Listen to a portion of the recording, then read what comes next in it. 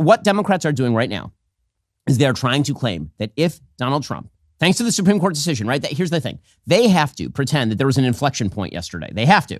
If there was no inflection point, Joe Biden's going to lose the election. So what they have to do is they have to say the threat now really revved into high gear. The reason they have to do that, of course, is because Joe Biden died physically during a debate. So because Joe Biden died physically during a debate, you can't claim that Donald Trump is such a threat to the Republic that Joe Biden has to be elected, because the polls are out post-debate and they are very, very bad for Joe Biden.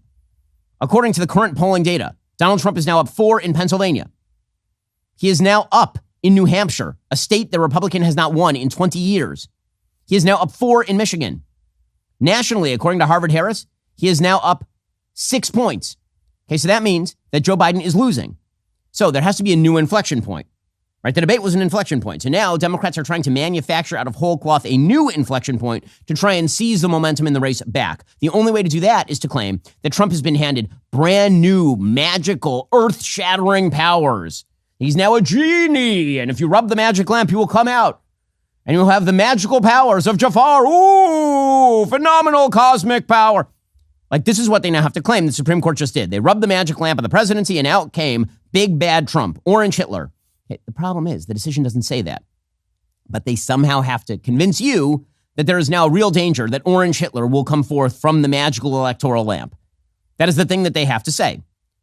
So Joe Biden decided to seize on this last night and give one of the most demagogic, pathetic speeches I've ever seen from a president. There are a couple of reasons here that he's doing this. One is the political, and the other is the imagistic. The last image anyone has in their mind of Joe Biden is him like this, staring slack-jawed, glassy-eyed into the abyss from that debate last Thursday night. That is the last image anyone has. So the Democrats were trying to find some excuse for putting Biden back on the public stage to speak in a way that people would hear him. So they decided that because they have to play up this new inflection point, this false inflection point, they're going to trot out Joe Biden. Now, they apparently also decided to go with Donald Trump's makeup artist. So they spray painted this dude orange, and then they put him out there to read from a teleprompter for 4 minutes. And let me just explain to Democrats. You are not going to answer questions about the president's obvious dementia by putting him out there to read from a teleprompter somewhat credibly for 4 minutes and 4 seconds, and then having him totter out the back while his aides close these giant wooden doors behind him without taking any questions. If the question about Joe Biden is, does he have the stamina and mental capacity to be president of the United States, a 4-minute demagogic speech in which he barely appears to be being held up by strings like a marionette. Jill Biden apparently is above him with the actual marionette strings. Sorry, Dr. Jill Biden. She's a doctor. Dr. Lady Macbeth Jill Biden. That's not going to answer any questions. But Joe Biden comes out, and again, dual goals. One is to show that he's still alive.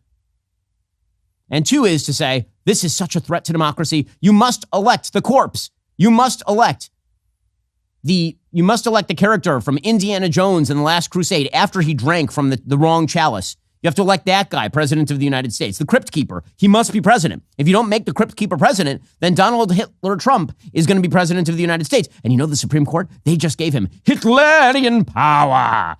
Okay, this is the shtick that Joe Biden was trying last night. And it's pathetic and it's gross and it's stupid. We're going to break it down piece by piece here.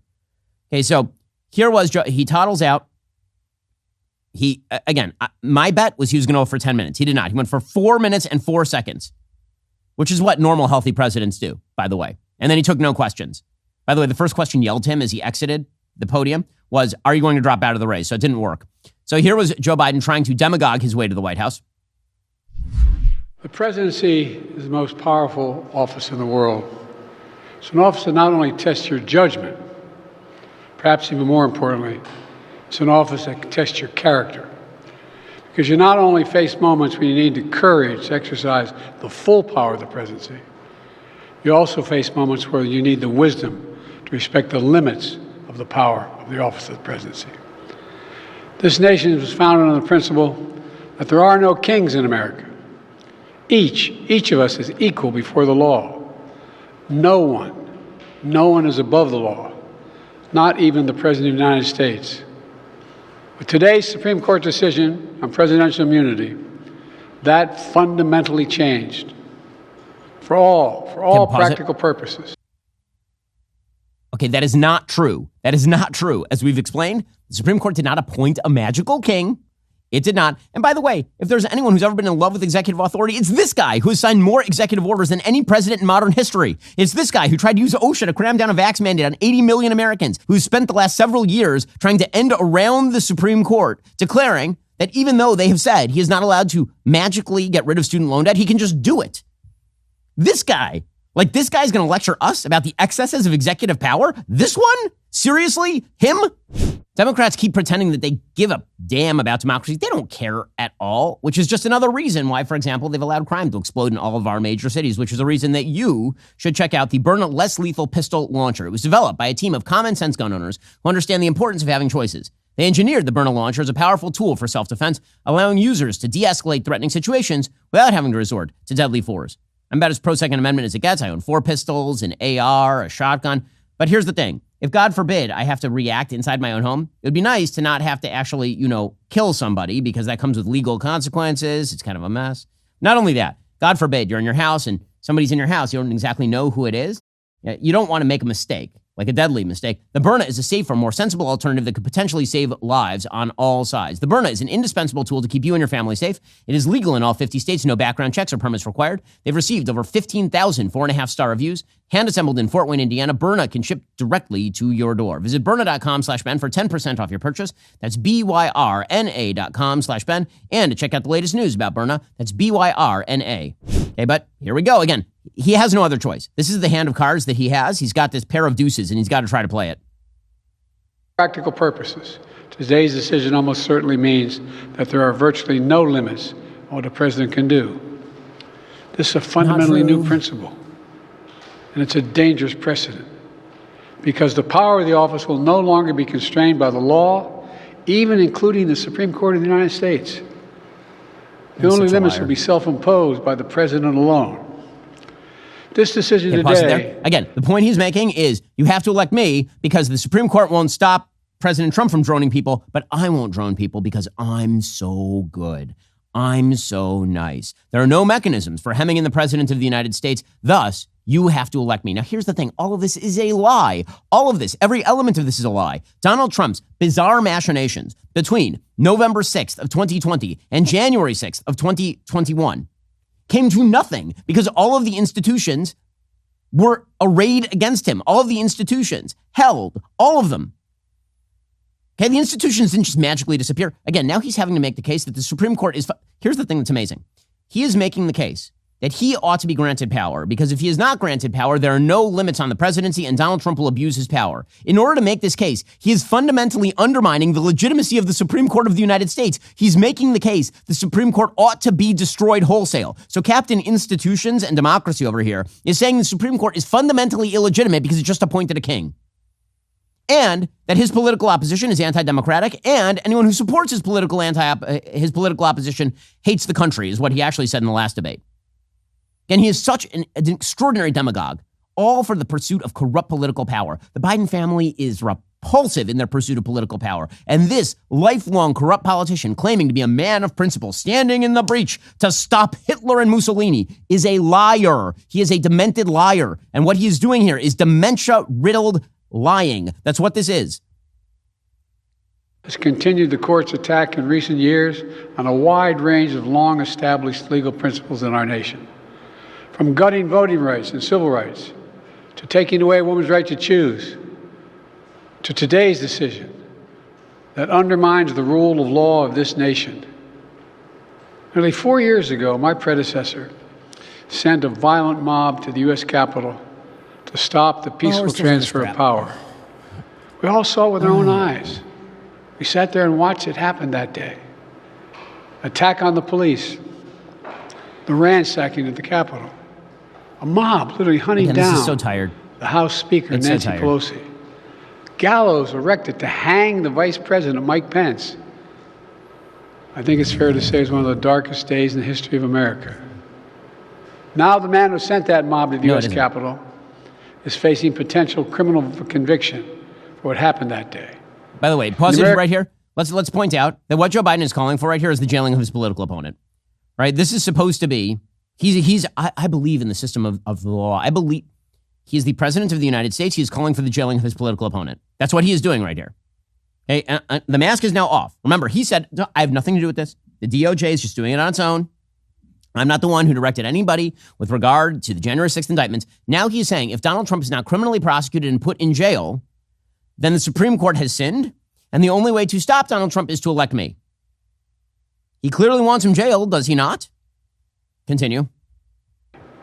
And the American people deserve to have an answer in the courts before the upcoming election. The public has a right to know the answer about what happened on January 6th before they are asked to vote again this year. Now, because of today's decision, that is highly, highly unlikely. It's a terrible disservice to the people of this nation. So now, he needs to be prosecuted before the election, says Joe Biden. Have to do what the courts should have been willing to do, but will not. The American people have to render a judgment about Donald Trump's behavior. The American people must decide whether Donald Trump's assault on our democracy on January 6th makes him unfit for public office. So this is the same kind of crap, right? We've been here. We've been down this road. The American people must decide if Trump's embrace of violence to preserve his power is acceptable. Perhaps most importantly, the American people must decide if they want to entrust the president once again, the presidency, to Donald Trump, now knowing he'll be even more emboldened to do whatever he pleases whenever he wants to do it. Ridiculous. You know, at the outset of our nation, it was the character of George Washington, our first president, that defined the presidency. I can't believe this guy's citing George Washington. He believed power was limited, not absolute. He remembers him personally. And that power always resides with the people. Always. Now, over 200 years later, with today's Supreme Court decision, once again, it will depend on the character of the men and women who hold that presidency that are going to define the limits of the power of the presidency, because the law will no longer do it. I know I will respect the limits of the presidential powers I have for 3.5 years. I don't. But any president, including Donald Trump, will now be free to ignore the law. I concur with Justice Sotomayor's dissent today. Here's what she said. She said, in every use of official power, the president is now a king above the law. With fear for our democracy, I dissent. End of quote. So should the American people dissent. I dissent. May God bless you all, and may God help preserve our democracy. Thank you. And may God protect our troops. Okay, and then he looks around bizarrely and toddles off to the background where he will answer no questions. Again, he's a liar. Understand what's happening here. He is lying about the Supreme Court decision in order so he can lie about the election, meanwhile calling for the jailing of his political opponent, but don't worry, Donald Trump is the fascist. He's attacking the Supreme Court and saying it's illegitimate fundamentally, that they've undermined the constitutional order, that they reappointed a king. Don't worry, my opponent is the fascist, which is why you need to elect me. Good luck with this particular argument. Again, a lot of this has to do with him attempting to put out an image that he is still in charge, that he is still president, that it's not Jill, that it's not his team inside the White House that is manipulating his lukewarm body. It's not true. Are you tired of the lies and the twists of the mainstream media talking points? Yeah, me too. Join me in my newest series, Fact, where I dismantle and bring truth to this tiring mainstream agenda.